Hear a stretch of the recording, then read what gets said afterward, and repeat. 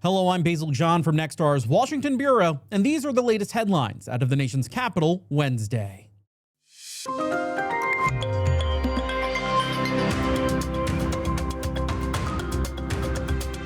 Well, the acting administrator of TSA testified before Congress Wednesday as the agency deals with long lines, mass sick calls, and resignations during the shutdown affecting the Department of Homeland Security. Meanwhile, on Capitol Hill, a potential deal to reopen DHS is on shaky ground with lawmakers. Our Washington correspondent, Raquel Martin, reports more on this. The acting TSA administrator describes a dire situation if lawmakers don't pull together a compromise and get TSA workers paid. She warns that if this were to prolong, some smaller airports could be closed down to balance out staffing shortages. Some are sleeping in their cars, selling their blood and plasma. It's the level of desperation countless TSA workers now face as the partial shutdown at the Department of Homeland Security drags on. A transportation security officer at Reagan National Airport recently said, "I just want Congress to pay me for the job I am doing." At a House hearing, TSA's acting administrator called on lawmakers to end the stalemate. According to DHS data, 480 TSA agents have already quit, and call-outs at airports are surging. But as security lines grow at airports, the finger-pointing continues on Capitol Hill. Because the Democrats are playing games up here. Senate Majority Leader John Thune offered a compromise Tuesday, fund everything under DHS except immigration enforcement. The latest serious offer from Republicans to get this department back up and running. But after review, Democrats are offering a counter-proposal, fund DHS and reform ICE enforcement in line with previous negotiations. So if anyone is slowing down negotiation, it's the Republican leadership who did not include one single reform. On True Social, President Trump blamed Democrats for the mess at airports. He adds he may send National Guard troops to airports to help TSA agents along with ICE. TSA workers are poised to miss their second full paycheck on Friday if Congress does not act. For now in Washington, Raquel Martin, back to you. Well, for the not first time or second time, but for the third time since the war in Iran broke out, the Senate has rejected a Democratic-led effort to rein in President Donald Trump's military operations as more U.S. troops head to the Middle East. The near-party line vote was 47-53, falling short of the simple majority it needed to advance. Democrats in the lower chamber could also move on another war powers resolution soon. The House Minority Leader Hakeem Jeffries is so far non-committal on when that might happen. Still, Democrats are calling for greater transparency over the conflict with Iran and argue the president is keeping Congress in the dark about the mission, timeline, and costs of the operations. Our Washington correspondent, Margaret Chadbourne, reports. Diplomatic developments with the war in Iran. The U.S. is putting forward a 15-point plan to pause military operations and get peace talks going. Iran countering with its own conditions. What I will tell you is these talks are ongoing. We're not going to get into the nitty-gritty details. The war only escalating as the Pentagon prepares to deploy more than 8,000 additional troops from the 82nd Airborne Division to the Middle East. The White House not yet ruling out using ground troops in the region. Look, I think it sends a signal to Iran that they better get their act together. We need to resolve this quickly, and that's the president's interest, and that's ours. For the third time since the war in Iran broke out, the Senate rejected a Democratic-led effort to rein in President Trump's military operations. The motion is not agreed to. On a mostly party-line vote, 47-53, the measure failed Wednesday with all but one Republican backing the president, showing the party's continued support of the commander-in-chief. The nation should not be at war without a vote of Congress. The House is aiming to vote on their own war powers resolution in the coming days, and Democrats continue to call for greater transparency, arguing the president is keeping Congress in the dark about the war's mission, timeline, and costs. The House needs to act. Billions of dollars in taxpayer money should not be spent in dropping bombs in the Middle East right now. Republicans counter the president is acting within his authority and continue to resist calls to hold public hearings on Iran and bring top administration officials to testify before Congress. Reporting in Washington, Margaret Chadbourne. And joining me now in the Stream Center to dive into this a bit further is our very own Margaret Chadbourne. Margaret, thank you so much for stopping by to help me go into this. Absolutely. Glad to be here. Awesome. So obviously this is, I feel like a broken record at this point because I keep saying this has just been ongoing now for days and days on end. But so far it seems that there is currently no end in sight, especially with the latest that we've heard. So if you can, I know you talked about it some in your story, but talk to me about the latest we're hearing from this conflict with Iran. Where are things standing? Where is the president right now on this? And also, what is the White House saying after the White House press briefing earlier? Absolutely. Well, look, the president is optimistic. He stands firm that the military is ahead of its mission.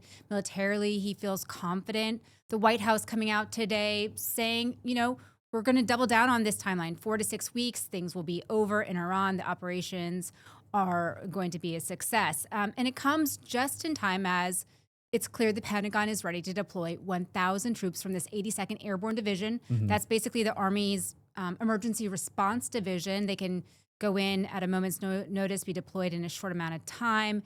So, and it's also on top of the 4,500 Marines and soldiers who are already in the region. Right. So things are ramping up. The White House also has made clear they're not ruling out boots on the ground, much to the dismay of Democrats who keep calling for public hearings, bringing in Trump administration officials to pretty much outline the mission of this operation, the timeline, the end goals, the exit strategy, which to them is very important because President Trump has said all along the reason for going into Iran because it posed this imminent threat.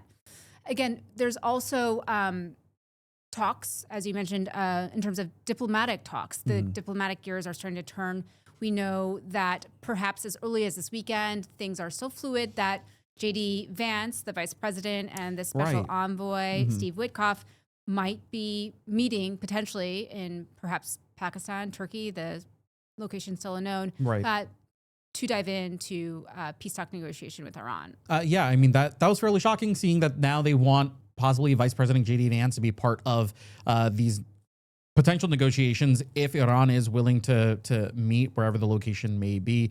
I saw that the leader of Pakistan, he had actually basically tweeted out a message saying that he would support the idea of the United States, Israel, and also Iran meeting there in order to have these kinds of discussions. It's a little ironic, though, because Pakistan is currently dealing with their own kind of war with Afghanistan at the same time. The thing is that the president, he claimed earlier this week that Iran made a valuable offer and that essentially we've won this war, is what he said. But Iran's foreign minister says that the United States is only sending messages through intermediaries, not negotiating. I mean, at that point, who are we supposed to continue to believe what the administration's putting out, or is Iran being transparent about where things stand right now? What at least seems to be developing, and what have lawmakers told you in this regard when it comes to the messaging that the administration has put out?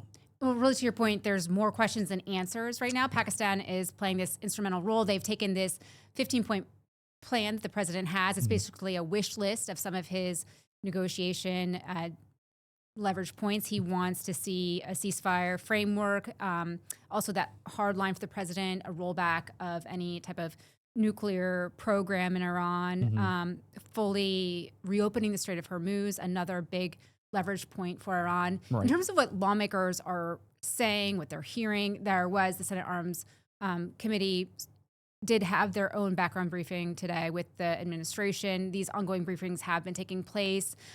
Lawmakers are really trying to get in their questions with the administrations themselves, kind of calculate what's going to be the cost of this war. Estimates come in that it's $1 to $2 billion a day. Right. And we have this $200 billion supplemental request that the Pentagon wants to put forward. That's going to ignite a huge debate among lawmakers.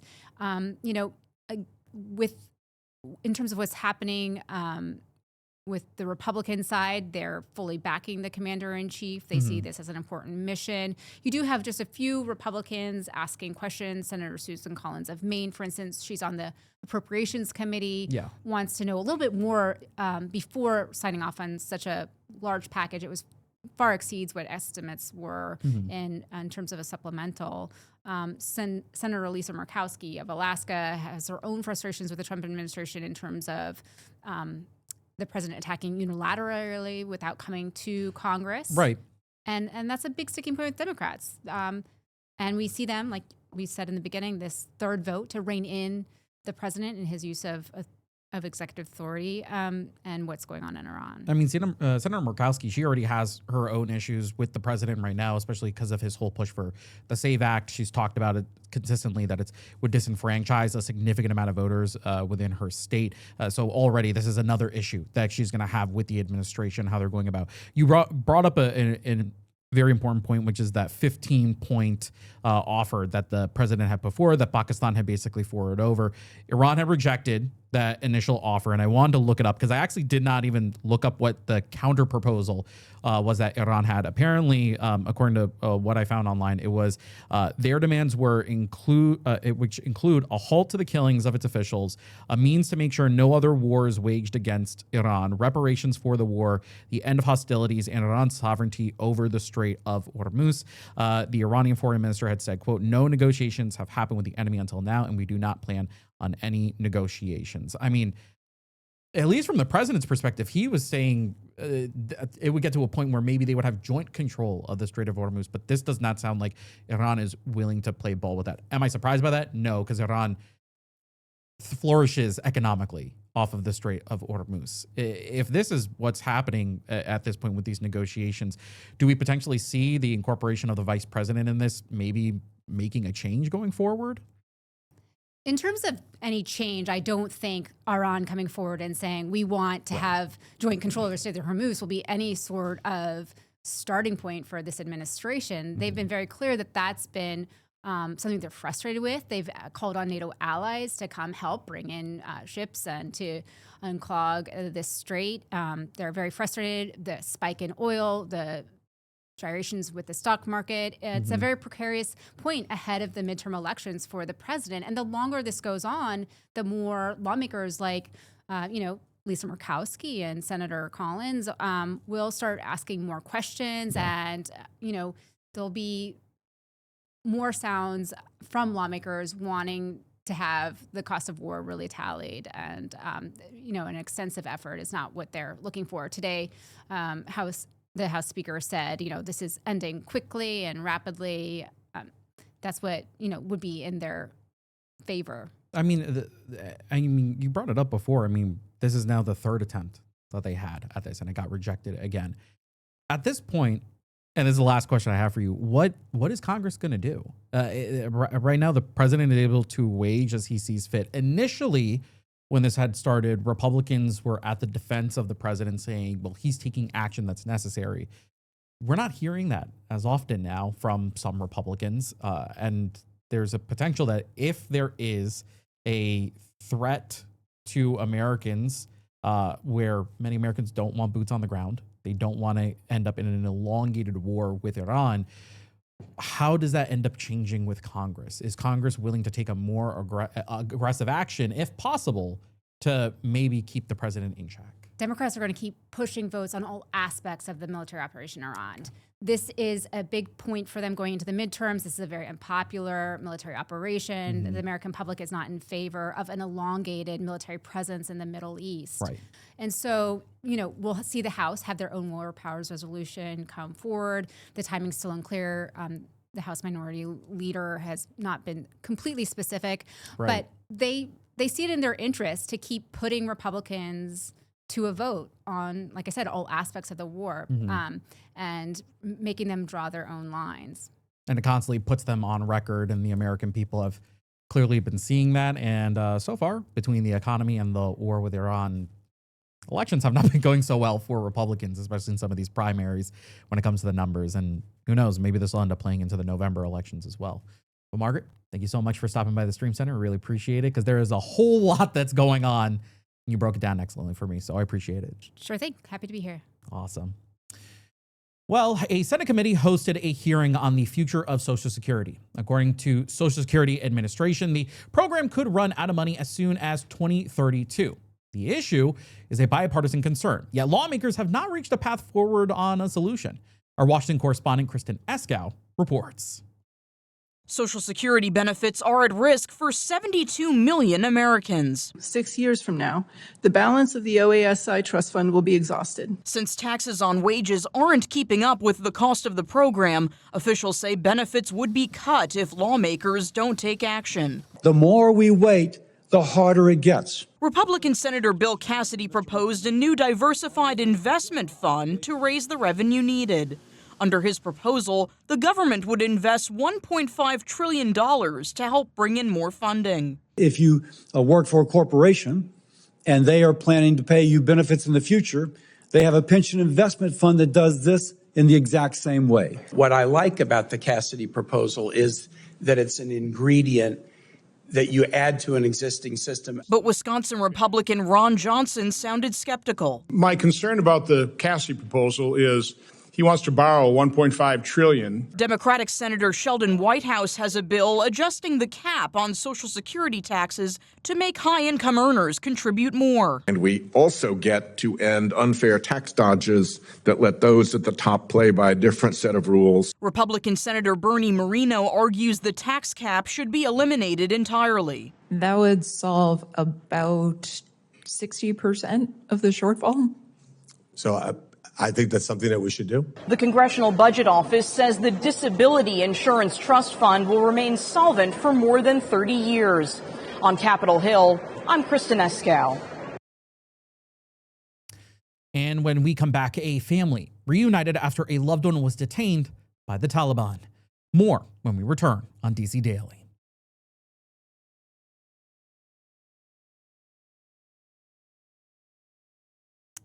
And we're back on DC Daily. Dennis Coyle is back on American soil after being freed by the Taliban earlier this week.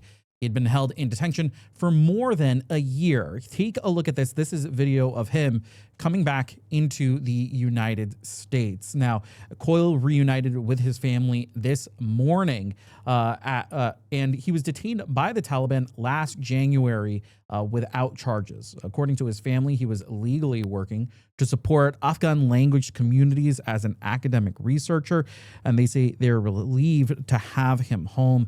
As you can see from the pictures on screen, his family was just incredibly joyful to have him back in the United States. A real tearjerker of a moment. And take a listen. This is what they had to say for the United States managing to get him back safe and sound back home with his family. Here, take a listen. Today's been a joyful day that we've gotten to bring our brother Dennis Coyle home after 422 days in captivity by the Taliban. We have special thanks for President Trump and his strength and tenacity to bring Dennis as the 105th hostage home under his tutelage. We appreciate that. Secretary Rubio, Sebastian Gorka, Adam Buller, we can't thank you enough, the State Department, for all your help and support. There's been so many people praying and supporting our family, and from the bottom of our hearts, we thank everybody for this day. We are going to take some time as a family to heal, to spend special time with Dennis.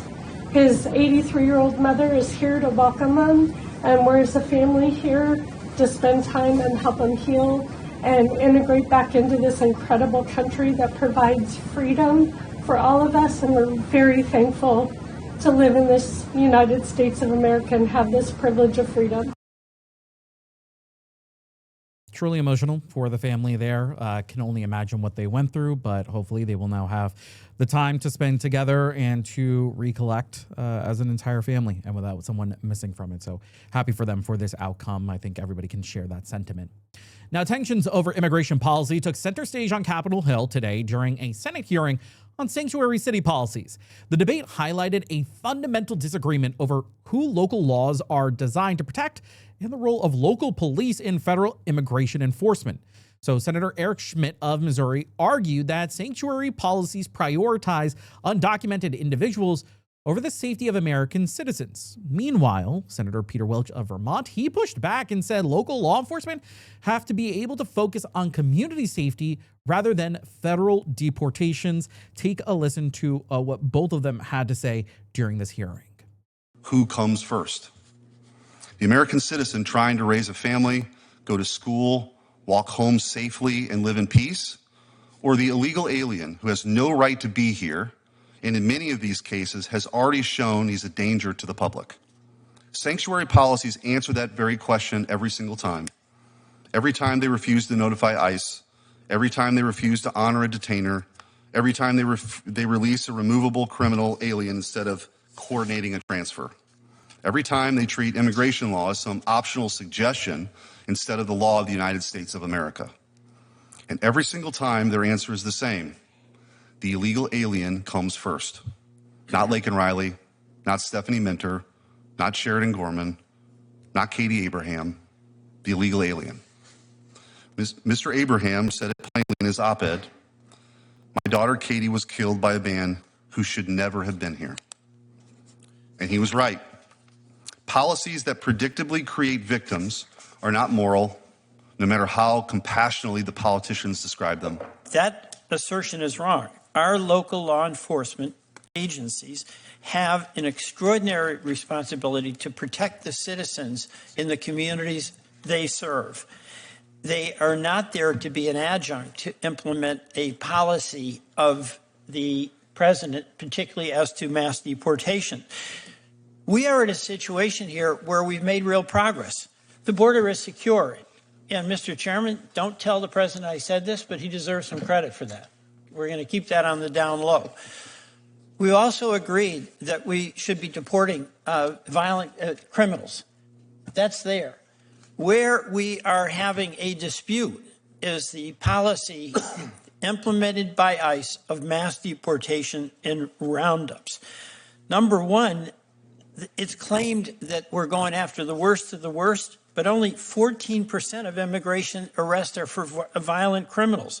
Instead, in order to meet what have been quotas demanded by Mr. Miller, immigration agencies are raiding farms and factories, schools and hospitals. This is wrong, and it doesn't make us more safe, and in fact is creating difficulties for local law enforcement to meet their obligation to their own citizens. And our communities around the country are reeling from the harm of that. Well, today we continue a 4-part series exploring ideas in Washington to address housing affordability, from bills in Congress to actions at the White House. Our Washington correspondent, Maddie Beer-Temple, reports on some of the proposals and what housing industry experts say about them. Take a listen.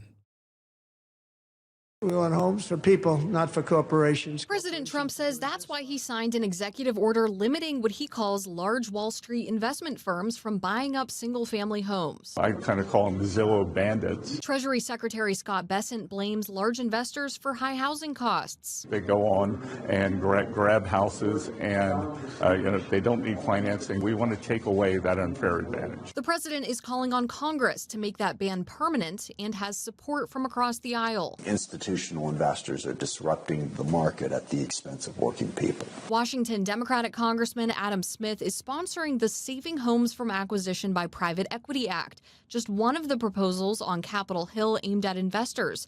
Another in the Senate is backed by California Democrat Adam Schiff. There should be a limit on this. There should be a law in place to protect homeowners. But some groups say large investors, often defined as owning 100 or more homes, make up such a small share of the market that the proposal wouldn't have the impact on prices the president says it will. It's only about 1%, less than 1% of the single-family market. Ed Pinto with the think tank American Enterprise Institute says these single-family rental homes give millions of families who may not be able to afford an apartment a place to live. Corporations are not living in these units. Families and individuals are living in these units. Other reports find investors own a larger share of the market. A 2023 Urban Institute analysis puts it at about 4% nationally, with some cities like Atlanta as high as 28%.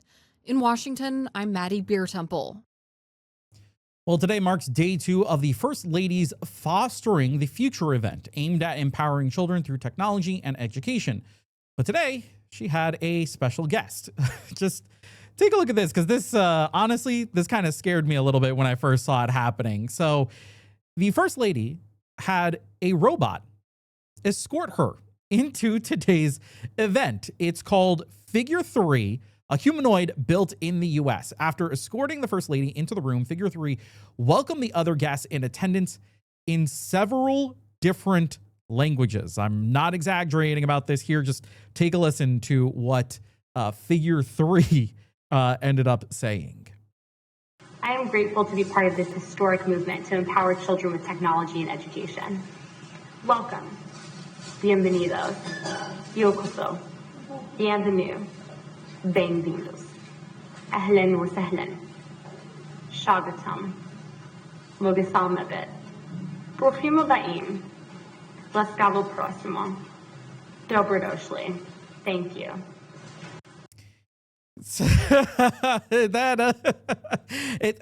Honestly, it's incredible technological advancement, and I love to see stuff like that. At the same time, I've seen way too many episodes of Black Mirror, so kind of scared me a little bit when I first saw it coming out. I couldn't make heads or tails of it.